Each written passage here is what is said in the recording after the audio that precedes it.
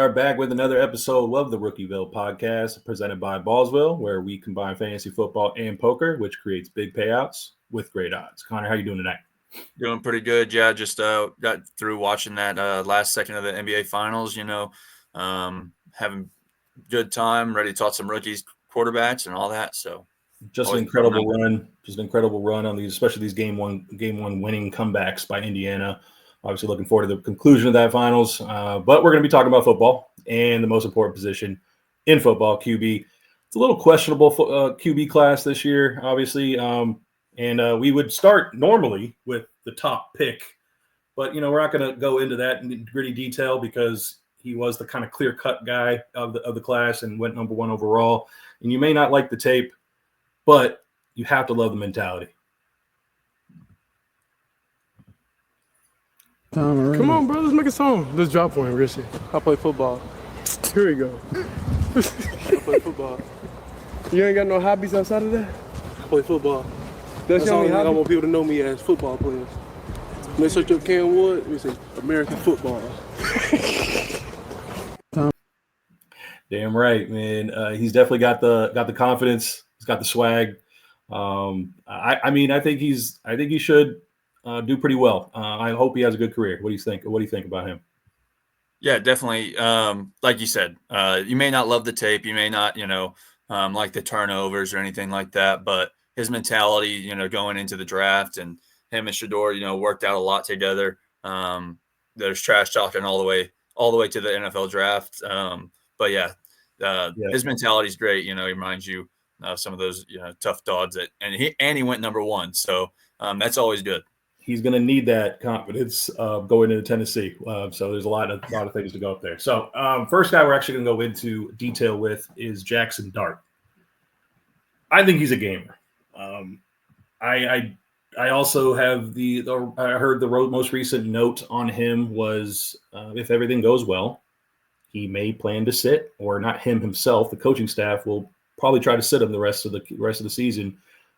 Just if everything goes well. I mean, they brought in veteran QBs, Russell Wilson, Jameis Winston, and they should hold down the fort in year one and allow him to actually mature and grow at the QB position. Hopefully Brad Dable and Joe Shane can keep their jobs if they win at least 8 or 9 games and maybe make a semi-playoff run if it's possible, if that 9 wins is enough. What are your take on him before I kind of riff off a little bit? Yeah, so I wasn't a huge fan of him coming out of college. He was definitely fun to watch, over there at Ole Miss with Lane Kiffin. They had a powerhouse offense. They were all over the field all the time. He actually had pretty good numbers, especially this year and last year. This year, he didn't run as much, and I think that was kind of a game plan. He had like 8 rushing touchdowns last year. I think he dialed it back to like 2 or 3 this year. But yeah, he has an arm too. Like I said, I wasn't that impressed with him, but when the Giants, moved up into the first round to get him, that's always a positive.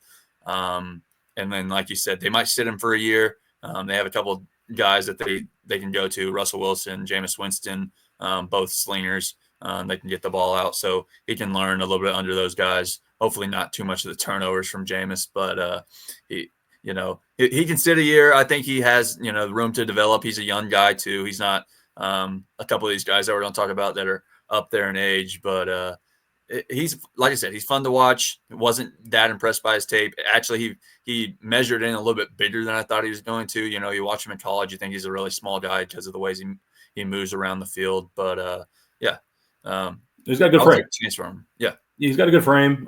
Maybe not as like the tallest guy, but 6'2" is definitely functional, I think, in the NFL. We both talked about his arm, and I think he's got an above average arm. Some people think it's not that strong, but I think he lit it up, especially in the last couple of years. 23, games against some tough competition, definitely made pop some eyes, turn some heads. And you can see there he led the conference in a number of categories, especially in his final year. Of course, like you said, the offense in and of itself might, be part of the reason for that.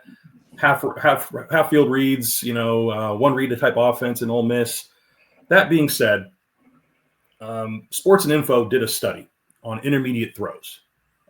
They also compared the last year's class, which was more elite, as I think you would also agree, overall, and obviously the production backed that up from this past season.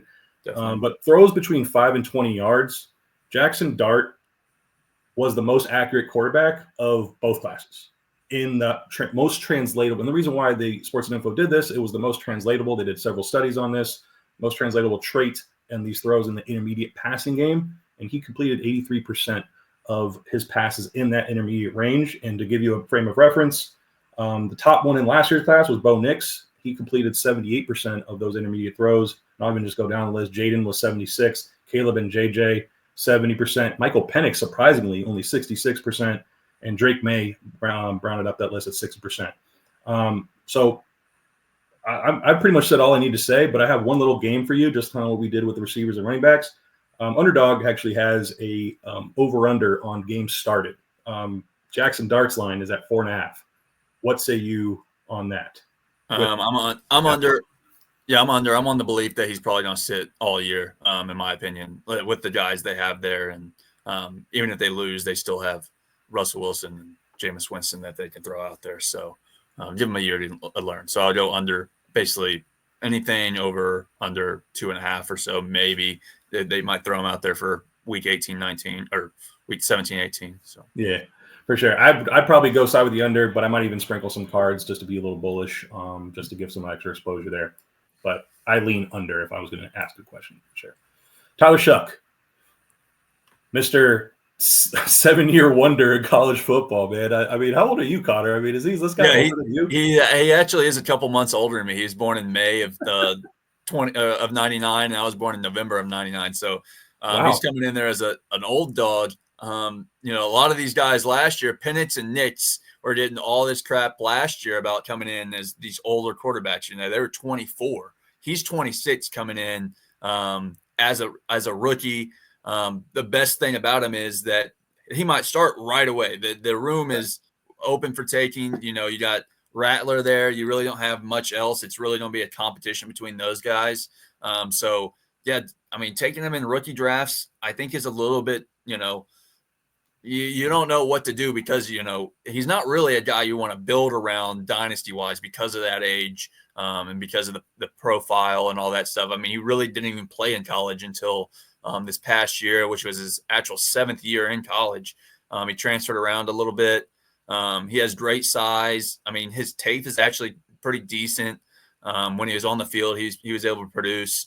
And the Saints, took him early round 2, which isn't that bad of, draft capital, but you really want to see that round 1 draft capital of quarterbacks. There's not many starting quarterbacks these past couple of years that have not been round 1 quarterbacks. I mean, Russell Wilson, a couple other guys that really haven't been round 1, but I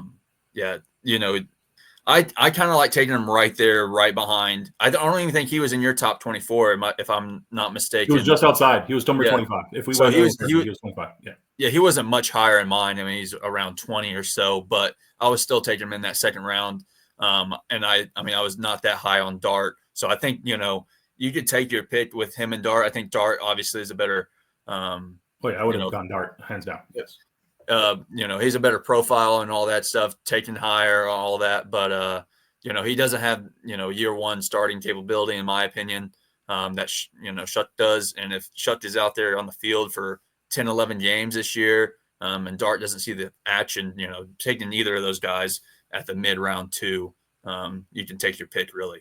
Yeah. I mean, you can see right there the production score that even NFL NFL stats and info gave him only 58. And that's because, again, like you said, it was just his last year. I mean, he started in Oregon, by the way, and then went by way of Texas Tech and Louisville. So if you guys aren't familiar with his journey at all, I mean, it's all about injuries with this guy. So, I mean, that's part of the negatives, I guess, with him is red flag on can he stay healthy because he was so injured so often. Another clavicle, like literally after he got back, it was week 1. He landed on the same shoulder, broke his clavicle again. I think also the very next year after he transferred to Texas Tech, he had a broken leg. It was like a play after he kind of tweaked his ankle. And then literally he was just standing in the pocket and his leg just snapped like Conor McGregor. If you remember that hairline fracture, it just snapped. So, I mean, kind of like more rotten luck than anything. But at the end of the day, I mean, again, your greatest ability is your availability. But there's a cool story. This was on IG. It was just some random guy who did some digging about his history. He was good friends with Brock Purdy. lo and behold, Brock Purdy is now an established NFL quarterback, but they actually faced off in the 2021 Fiesta Bowl when Tyler Shuck was at Oregon. And then after that, he is also childhood friends, or not after that, I'm sorry, but he's childhood friends with Cody Bellinger, and so much so that he spent the night at Cody Bellinger's household because they were just playing Little League Baseball together. And Cody Bellinger has been like an 8-year pro. And here comes Tyler Shuck as a 7-year college veteran, if you will, and going into the NFL. And then lastly is his soon-to-be teammate, or now teammate, I should say, because we're in OTAs already, Jawan Johnson at Oregon. He was lining up also with him when he was at Oregon. It's crazy, man. But I just wanted to share that little anecdote. The one thing about him before we move on is that he doesn't take sacks, which is good for NFL coaches and coordinators and everything. But he's a little too risk averse, which kind of the comps are kind of like the guy who just retired because he has sometimes little happy feet. Derek Carr. I think if things go well for him, because I think he does a lot of things good but not great, and he's functional, and especially in the kind of the situation they're put in New Orleans. It's kind of like a Joe Flacco because he's tall, 6'5", 225 is what I have here. But as far as the accuracy and things of that nature, he's got 4.6 speed. I kind of would say maybe like a Kenny Pickett, maybe not with the size, but like the speed, the kind of straight line speed. And that's pretty much what I got for him out of those three comps. And then lastly, what I have for you is the same kind of game. 11.5 over under is his starting games line. What do you think on that one? I would probably lean over. I think he's a better player than I think Rattler is, and I think I think he can really be a game manager more so than anything. I think he can keep the Saints in games that Rattler can't. Yeah. But you never really know with these rookie guys, especially round 2 guys. But I would probably lean towards the overside. And Jake Haener was at 0.5. I'm saying under. I don't think he starts a game unless injuries, of course. But Rattler is also at 3.5. I would also argue under. I think there's a great chance that he starts all year unless he just completely shits the bed. But or gets injured, Or gets injured, of course. Yeah, absolutely. So if you guys are interested in that, go ahead and take that a look on Underdog. And then last, I guess just functional starter, I think is what the biggest thing here. Okay, Jalen Milroe. But before we do, Connor, I think we have a giveaway to get to right now. So let's do that before Jalen Milroe. Let's go ahead and do that. We didn't really, introduce this, but everybody's, been waiting on this. Trying to get them a free $7 little entry right here. So we got all. And this is for the support, guys. I mean, we appreciate the support on the rollout of this mini series on episode 1 in particular. But don't stop on just that episode, please. Like and subscribe on all these as you watch them. Tell a friend or anybody that you know is in Dynasty. Maybe this will help them out. Yeah, definitely. Enough for to do. Yep. And then this is just all the names right here. All you had to do was like the episode 1. And then go comment your rookie who your favorite one to draft was, and then all these guys basically commented, and then I threw a little picture of Genty back there. But yeah, without further ado, we'll get to the $7 entry. You'll have to watch this stream. So if you're here and you won, I'm not going to tag you or anything. So here we go. There you go. This is not the wheel of Sean. This is now the wheel of Cbomb. Well, that's Scott. We're not giving it to Scott. Oh my gosh. Well, Scott.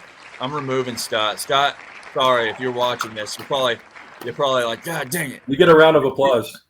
That's about it. You give it away anyway. We'll you would put it back in. We know Scott would. And the next winner. Brady D. He's definitely been in a lot of the leagues.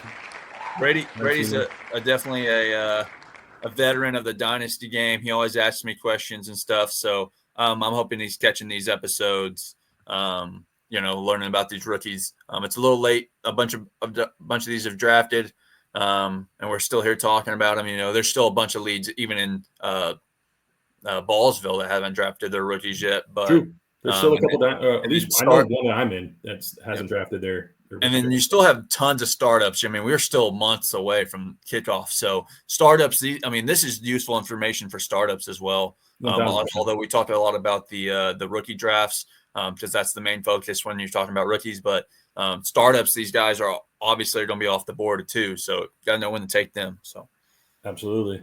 So Jalen Milroe, obviously the production score, athletic score, you can see it over here, is off the charts. He's actually the only one, especially in my opinion, I think you would also agree, is that he is the only QB in this class that has an elite trait. And it is his rushing ability. Obviously, it stands out like a sore thumb. But he's also got the frame. You see 6'2", 217. But I honestly, he's kind of built like he's 225. He's built like a linebacker. Runs like a wide receiver. Very explosive athlete. I've been kind of crapping on him most of this during the ranking show, and then when we referenced him in past episodes, I kind of want to do a little bit more positivity about him because he is very raw. He is a project QB, obviously, but I actually went back and watched some tape in the times that since we referenced him, and against Georgia specifically. I mean, some things popped off the tape. Like when he's in rhythm, he's in rhythm. And he stood in the pocket, faced pressure. Like there was literally a collapsed pocket. He literally delivered a ball on a dime. There's definitely glimpses of what he can do and make reads. Not just one read offense. I'm not talking about just half field reads. He actually went through a progression, stood in the pocket as pressure was coming. He gets hit as he delivers on a dime. There may be glimpses of him maybe realizing potential. He landed in a great spot to do so, Connor, in Seattle. He can sit behind Darnold. Hopefully Darnold stands up and holds down the fort. But maybe the academic Heisman, he won the academic Heisman, and he's what was the other thing I had here? Just a high character guy. Maybe you can figure it out. Yeah, I mean, he definitely could. Definitely raw. But I think the major thing is consistency. He was supposed to come in this year and really, I think he was maybe one of the top 5 favorites for Heisman this year coming into the year. Really never. I think he had 1 or 2 good games to start the year and then really dialed it back, just like he did kind of last year as well. He played tough competition all year. I mean, he's at Alabama for a reason. Mm-hmm. But, I wanted to see more. I thought we would see more. He didn't impress me much this year. I've watched him, the last couple of years. But like you said, he's dominant. He's Lamar with the ball. He's Anthony Richardson with the ball. He's Jaden Daniels. I mean, the rushing ability is there. He doesn't really have the passing ability that some of these other guys do. But, he could be a better rusher than some of these guys too. He has the speed. He has all that. He has the body. But he never really put it together, especially consistently. He can definitely develop, like you said, he's raw. He's just as raw as what Richardson was coming in, although Richardson really only played, 3 or 4 games in college. Milroe, played quite a bit in college. I think he played, 30 games or so, 38 games. So yeah, 2 full seasons, and he got a good chunk in 2022. Yeah. Go ahead. Yeah, like you see here, he's not that great of a passer. His rushing numbers weren't even that impressive to me either. I don't even think he rushed for 1,000 yards, which, as a rusher, who he is, you would really think he could get those numbers. You just never did it consistently. So that's 726. It's definitely, it's still up there. But he got in the box a lot. And a lot of his he got 20 rushing touchdowns. So he got in the box a lot. And that was partly because there was a lot of red zone rushes. So that wasn't just the longevity of that. But he had a few games over 100 yards rushing, I believe, especially against Georgia, against SEC competition. The one thing I wanted to bring up is actually since 2000, there are only 7 quarterbacks that had this particular threshold that were also drafted on day 1 or day 2, which Jalen Milroe now fell into that criteria. The criteria is 2,500 yards passing in a season, which he did the last 2 seasons, as you see here. He also had over 500 yards rushing in a season, which he did in 2024 of 726, and had 15 or more touchdowns, which he had 20. So the only other 7 people that did that, Jalen Hurts, Lamar Jackson, Cam Newton, Colin Kaepernick, Johnny Manziel, Marcus Mariota, Johnny Manziel, and Tim Tebow. 3 of those 7 were elite or are elite because 2 of them are still playing. 2 of them are still either were functional or had some superstardom because Colin Kaepernick had a really flashy year. Marcus Mariota has the longevity, and then obviously the other 2 flamed out. But dude, he's pretty pretty elite company, if you ask me, when it comes to those kind of things. So if that is translatable, if there's a trend there, maybe there's something to buy into that narrative. All right. So with him, there's no actual, starter games on the underdog game that I had here. But if you had to, I'd say half a game. Like, so does he start a game or does he not? What say you in year one? I would say no. I think he's a career backup, in my opinion. I do think you should maybe take a shot of him, maybe late round Sprinkle 3 it. or so. I would sprinkle exposure based on like some of the positivity now that I want. I'm actually regretting that I don't have enough. Yeah. I've seen him a lot in the second round, and I just don't see that in him personally. I don't think he should be a second round pick. No. I think, at best mid round 3.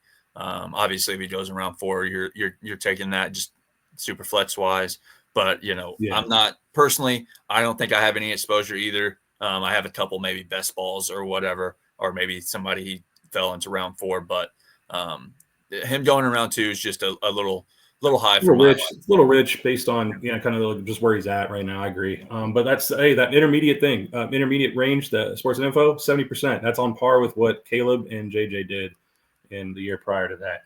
All right, so moving on to our last kind of group, I would say. I wouldn't even say this is just a player. I know this is a little hard to read here. We're going to move it around a little bit, but it's the Cleveland quarterback room. Before we close it out, I think I just want to give your just straight up, who starts the most games here? How many games, give or take, and why? Who starts the most games? I would lean Kenny Pickett. I don't believe he starts the year, though. I think Joe Flacco probably starts the 5 to 8 games. And then I think Kenny Pickett takes over. I think Kenny Pickett actually had some flashes of actually good football in a few games at Pittsburgh. But I don't think, I don't know. I don't think Dylan Gabriel is really, I think a bunch of the scouts or even people in the room have said he's not really even a NFL quarterback. And I thought that, coming into the draft, I don't know how he, went above Shador. Shador is actually one of my favorite quarterbacks to watch pre-draft, and obviously he fell all the way to like the 5th or 6th round. I think he probably makes the roster over Gabriel. Obviously they have Watson there, but I think Gabriel gets cut before the season. And I think you think they cut a 3rd round pick? Yeah, I think they do. I think they're going to cut him, and I think Shador is if I had to guess, just in my estimate, they're going emergency quarterback Shador. Okay. Well, I mean, maybe not cut him. I think if anything, if let's say he doesn't make the roster, so to speak, I think they put him on taxi. Well, Sorry, not taxi. Practice squad. Yeah, I'm thinking our actual dynasty roster. I just count that as cut. You can say that that's the same thing. I just don't think he's going to be game day roster available. Yeah, I think either one of them are going to end up being practice squad. I think they're only going to carry 3 QBs, but obviously we'll see what the beat writers say out of Cleveland. I'm actually more partial to Dylan Gabriel. I think there's more of an intangible that I want people to kind of recognize with him. And again, I want to shine some positivity on all these guys. I mean, granted, they may not all hit, of course. I'm not saying this like, oh, they're going to hit because of this, but I've always targeted players that have something to prove. And if you just think about the situation, just bear with me. This is a narrative I'm trying to create here, is that, okay, you have Joe Flacco. He's obviously not the long-term answer. He's probably just a holding quarterback. Kenny Pickett, he's had a couple opportunities, obviously with the same team in Pittsburgh. He's probably not the long-term answer, but they also brought him in for a reason. So we'll see. But I don't think anyone really is going to hold in on Kenny Pickett. So that leaves the 2 rookies, really. And everyone's going to kind of gravitate towards Shador Sanders because they feel like he slid, which probably is definitely true. I mean, he was mocked always in 1st, 2nd round, whatever. That being said, that the public scrutiny, or not maybe a public scrutiny, but the public opinion of siding with Shador. But you have Dylan Gabriel's like, I was drafted before him. I'm the 3rd round pick. I'm just gonna do my work, grab my lunch pail, and go to work. I think that's like an intangible of a chip on your shoulder, kind of something to prove that maybe he surprises. So I don't know if maybe people want to buy in on that. I think that he does start a couple games at the end of the year. I think he does make the roster. I think some shades of Tua Tagovailoa. Obviously, the southpaw is obviously kind of reminiscent of that. But the height, and if you want to talk about height and weight, I think he's kind of like a Bryce Young in that sense. And maybe if he can actually live up to those kind of comps, maybe there's something there. But he's definitely a really high IQ player. He's delivered on everything. He's also the the all-time leader in passing touchdowns in college football for a reason. So anyway, with this, the only game I have for you on this one is 2.5 games started for Shedeur Sanders. Yes or no? I mean, that's a risky money line. I would probably lean under. Like I said, I think Flacco and Pickett did most of the run. I mean, there's only really 17 games now, and I think they probably split those between Flacco and Pickett. Okay, and actually, Dylan Gabriel also had one at half a game. So yes, I mean, yeah. Possibly week 18, right? It's always that week 18 thing that could also like be the kicker for a lot of these things. I said, I don't assume Gabriel will actually even end up on the roster by year's end. Fair enough. So. Fair enough. All right, the last two things we have for you guys before we close out. We're just around at time, but we still want to give you guys sleepers. I know that's a popular ask, so I have a couple. I referenced this guy on another episode, but I wanted to go in a little bit deeper as far as Will Howard. Obviously, he has an outside chance of making he had an outside chance of being the starting quarterback until today, where Aaron Rodgers actually is going to potentially sign with either the next few days or early next week. It's not ink to paper just yet, but hey, he can also be the shoe-in backup given the QB room and as of itself. 6'4", 236. He won some big games. Also made a lot of boneheaded decisions, but hey, 4,000 yards, a national title, and 35 touchdowns. Nothing to scoff at. Prototypical size, like I referenced with the 6'4", 236. Anything that you want to add or anything that you want to bring up for a sleeper? So a lot of talk has been talked about in Indianapolis with Anthony Richardson getting the tag of, out indefinitely. They only really have Danny Dimes. Behind that, they have Riley Leonard, who actually went there. Notre Dame. Notre Dame, led them to a pretty good, run in the college football playoff. You never know. These late round quarterbacks usually don't hit, but that's just a name to keep an eye out, especially with Anthony Richardson getting that tag of indefinitely out, and then only really having Danny Dimes, who hasn't, really panned out as an NFL quarterback to this date. So. Yeah, and the last one is Quinn Ewers. I want to just bring him up one time just because he's also formerly Ohio State. And, well, but contrary to a lot of people out there, the pundits and everything, I think he's actually a dark horse sleeper at the position. Going to Miami, Tua is obviously a massive injury risk with getting a hit to the head. They never really had a backup. Zach Wilson's now there, but we've also seen what Zach Wilson has done in the NFL. So maybe Quinn Ewers, he's always had the throwing traits. I think can make all the throws. He could throw up different arm angles. He's had a lot of production, but a lot of sketchy production his last year. Didn't live up to the hype. But at the same time, he went to a good program, pro-ready offense. So Quinn Ewers is also a name to stash in your dynasty squad. So that will be it for me. Anything else? Nope. I think that's it. All right, let's wrap this up. Boys and girls, ladies and gents, we have maybe another deep sleepers episode on the horizon, possibly a 3-man mock draft. We're going to try to get one of the other Ballsville managers, I should say, on the pod to do a 3-man mock. And then we have a couple other little parts of the miniseries that we haven't yet got to, but we have a little timeline here that we want to get to. And stay tuned. This is only episode 6, halfway through it. So stay tuned. Don't forget to like and subscribe. And with that, Connor, we're out. Yep. And if you also make sure you watch the episode, if you want to enter that giveaway, if you think you won, you better watch the episode. Yeah, we're not going to tag you.